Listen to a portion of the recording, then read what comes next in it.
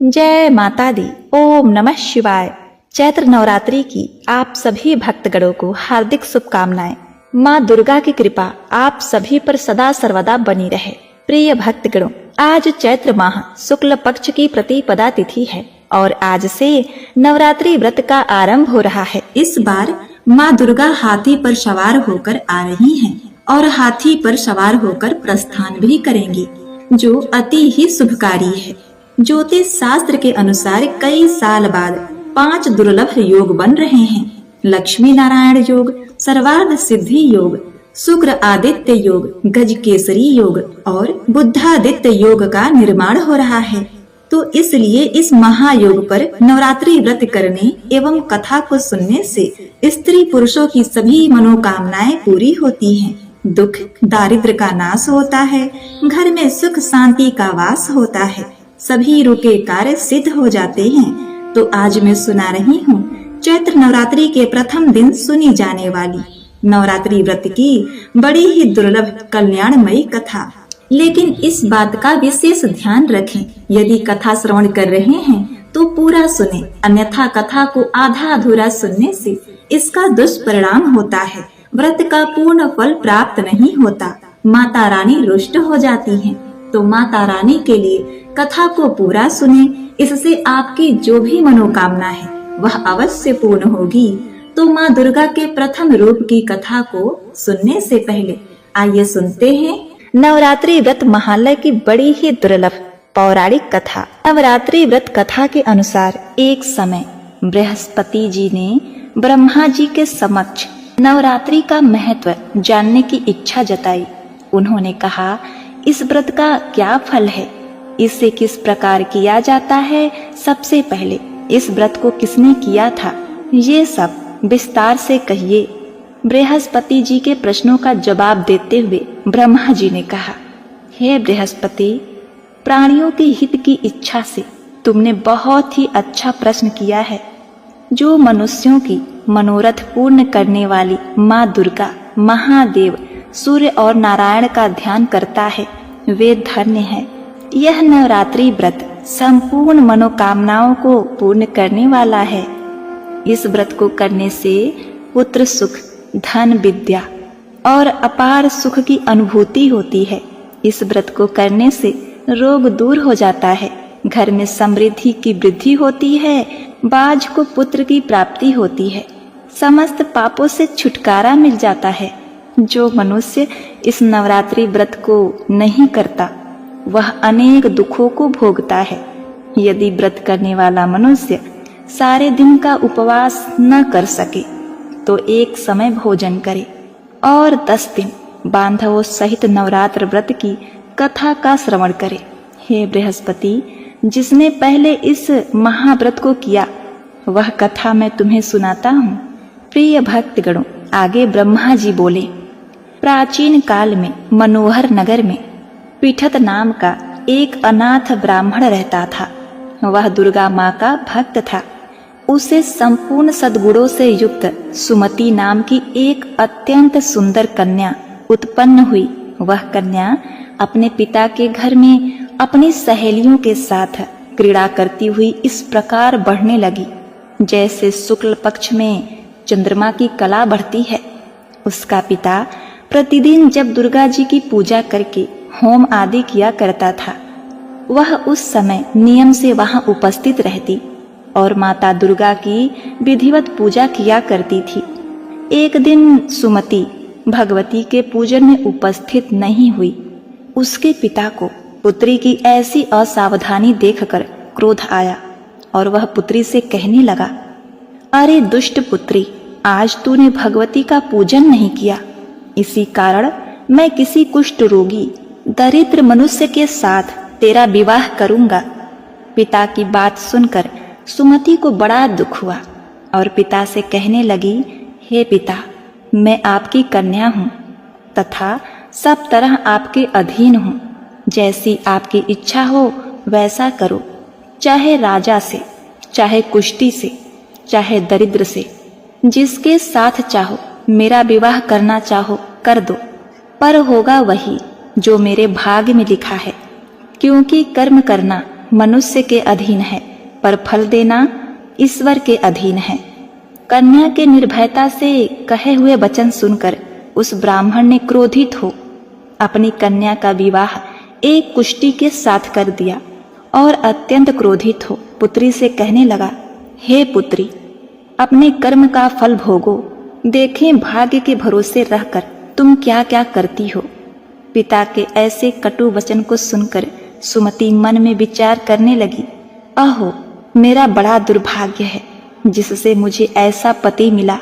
इस तरह अपने दुख का विचार करती हुई वह कन्या अपने पति के साथ वन में चली गई और डरावने कुत्सायुक्त उस निर्जन वन में उन्होंने वह रात बड़े कष्ट से व्यतीत की।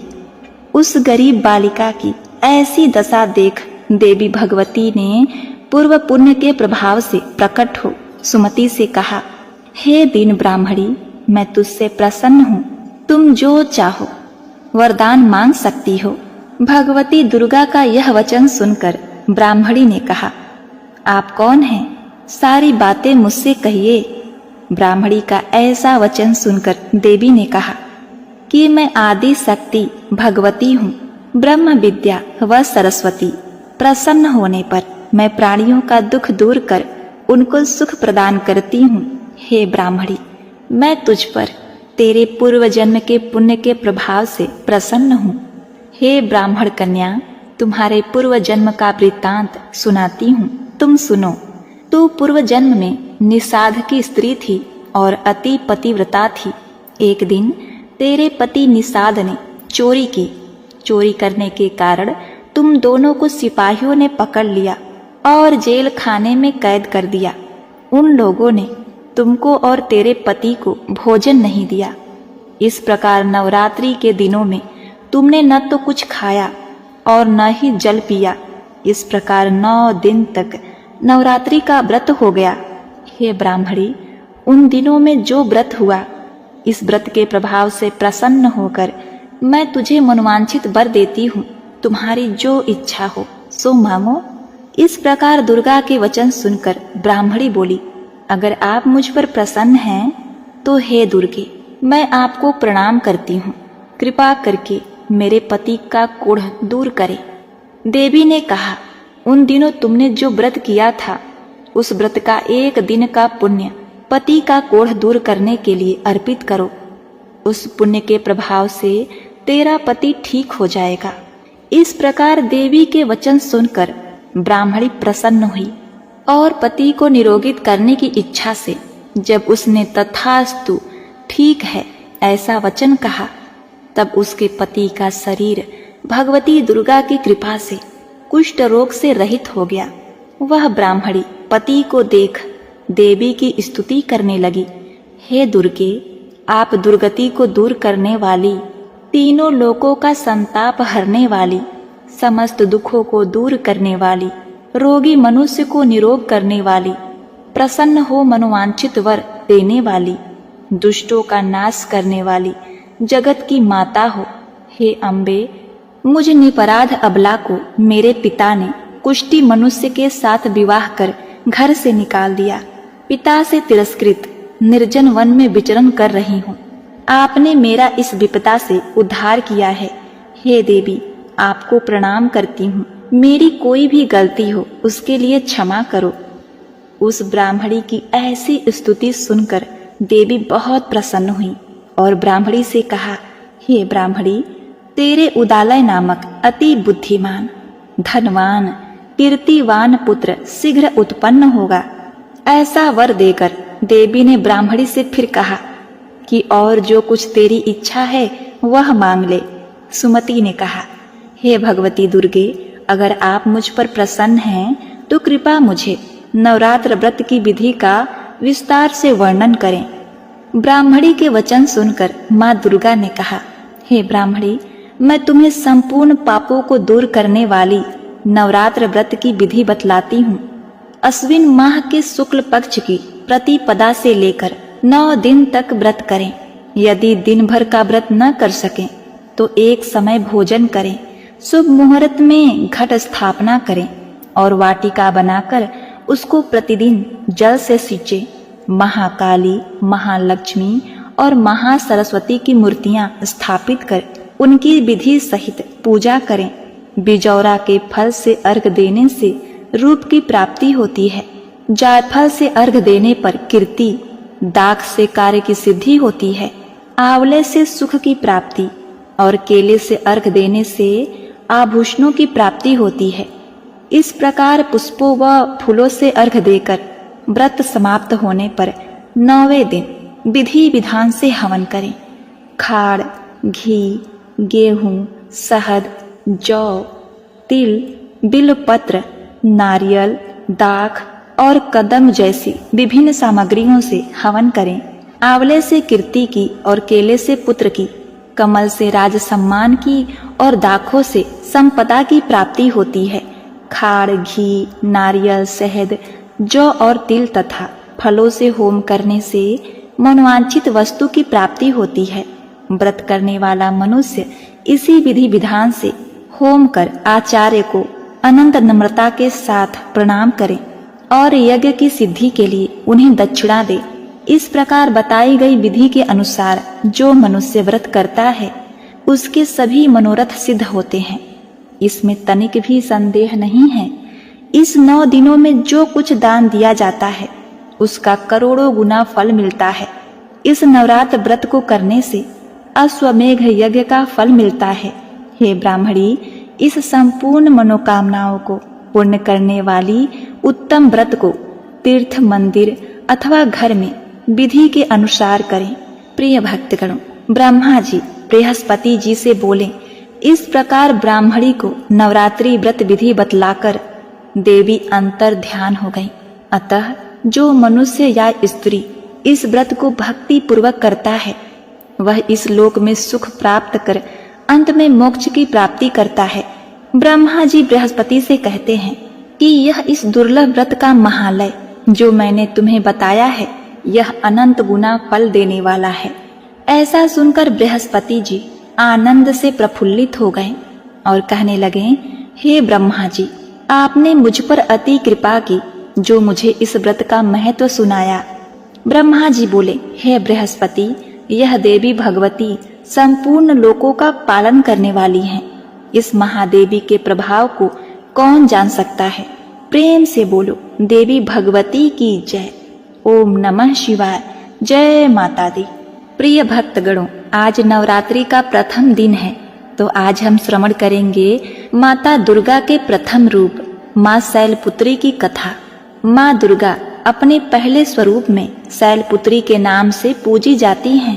पर्वतराज हिमालय की पुत्री होने के कारण इनका नाम शैलपुत्री पड़ा। अपने पूर्व जन्म में ये प्रजापति दक्ष की कन्या के रूप में उत्पन्न हुई थी। तब इनका नाम सती था। इनका विवाह भगवान शंकर जी से हुआ था।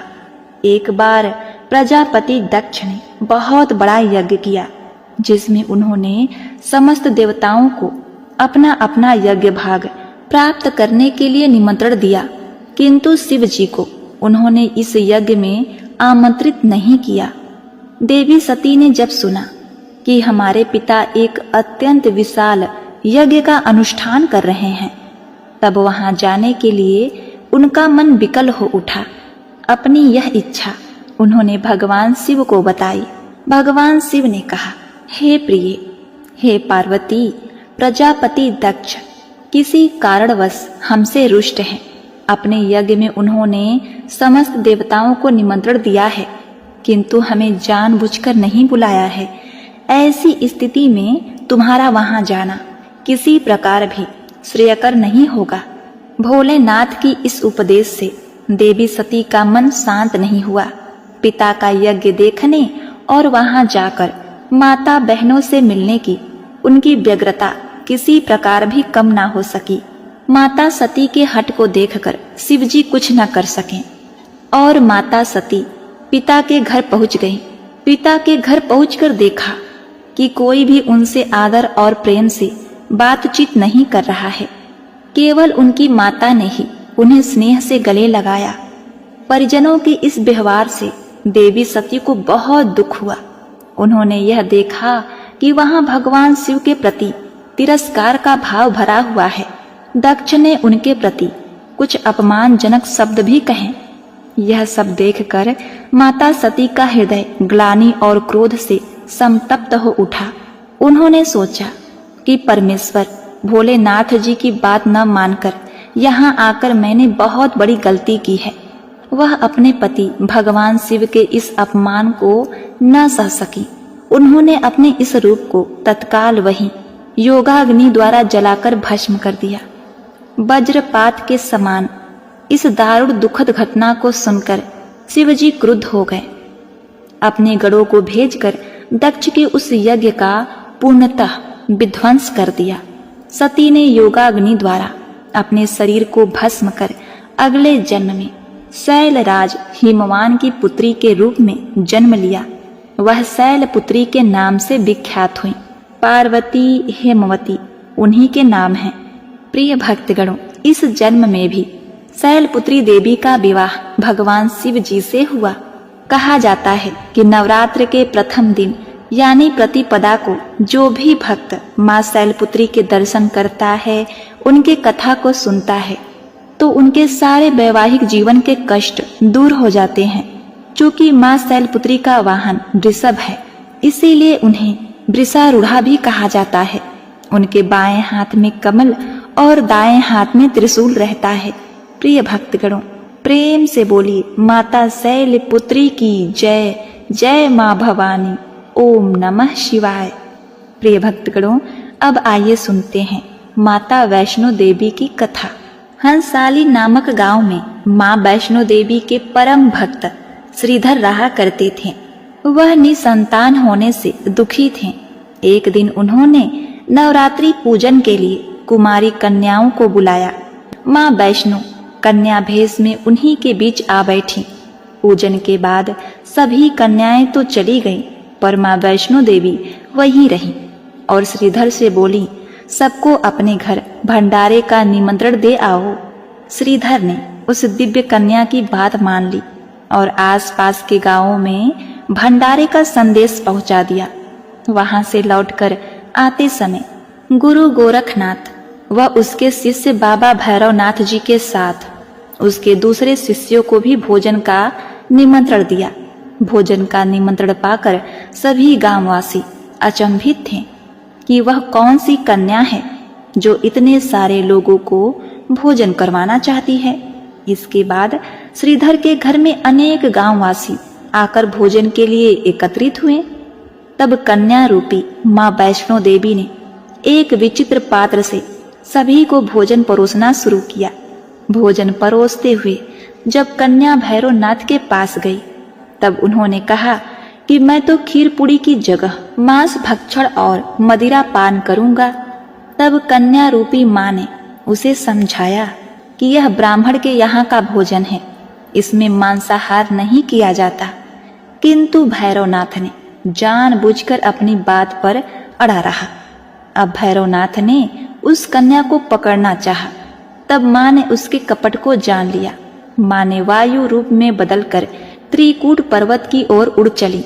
भैरवनाथ जी उनके पीछे गए। माना जाता है कि माँ की रक्षा के लिए पवन पुत्र हनुमान भी थे। मान्यता के अनुसार उस वक्त श्री हनुमान जी माता की रक्षा के लिए उनके साथ ही थे। हनुमान जी को प्यास लगने पर माता ने उनके अनुग्रह पर धनुष से पहाड़ पर वार चलाकर एक जलधारा निकाला और माता ने उस जल में अपने केश धोए। आज वही पवित्र जलधारा बाण गंगा के नाम से जानी जाती है, जिसके पवित्र जल का पान करने या इसमें स्नान करने से श्रद्धालुओं की सारी थकावट और तकलीफें दूर हो जाती हैं। इस दौरान माता ने एक गुफा में प्रवेश कर 9 माह तक तपस्या की। भैरवनाथ जी उनके पीछे वहां तक आ गए। तब एक साधु ने भैरवनाथ जी से कहा, तू जिसे एक कन्या समझ रहा है वह आदि शक्ति जगदम्बा है, इसीलिए उस महाशक्ति का पीछा छोड़ दे। भैरवनाथ ने साधु की बात नहीं मानी। तब माता गुफा की दूसरी ओर से मार्ग बनाकर निकल गई।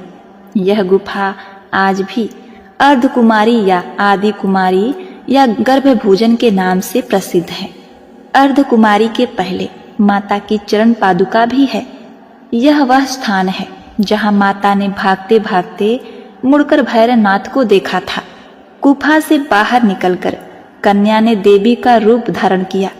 माता ने भैरवनाथ को चिताया और वापस जाने को कहा, फिर भी वह नहीं माना। और क्या था, माता गुफा के भीतर चली गई। तब माता की रक्षा के लिए हनुमान जी ने गुफा के बाहर भैरवनाथ से युद्ध किया। भैरवनाथ ने भी हार नहीं मानी।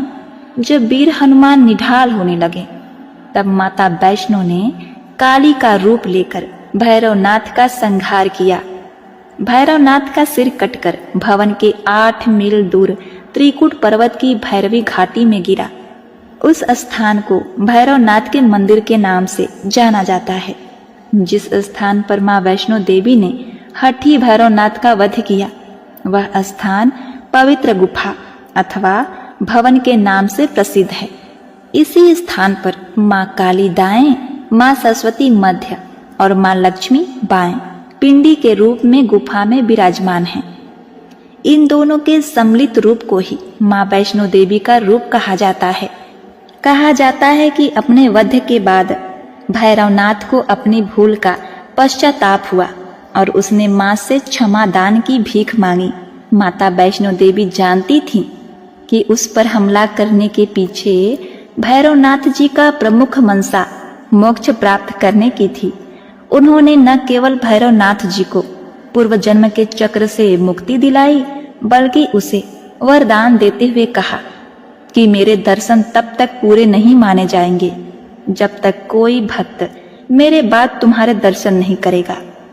उसी मान्यता के अनुसार आज भी भक्त माता वैष्णो देवी के दर्शन करने के बाद 8 किलोमीटर की खड़ी चढ़ाई कर भैरवनाथ जी के दर्शन को जाते हैं। इसी बीच वैष्णो देवी ने 3 पिंडी सिर सहित एक चट्टान का आकार ग्रहण किया और सदा के लिए अंतर्मग्न हो गई। इसी बीच माता वैष्णो देवी ने पंडित श्रीधर को स्वप्न में सब कुछ बताया। वे त्रिकुटा पर्वत की ओर उसी रास्ते आगे बढ़े जो उन्होंने सपने में देखा था।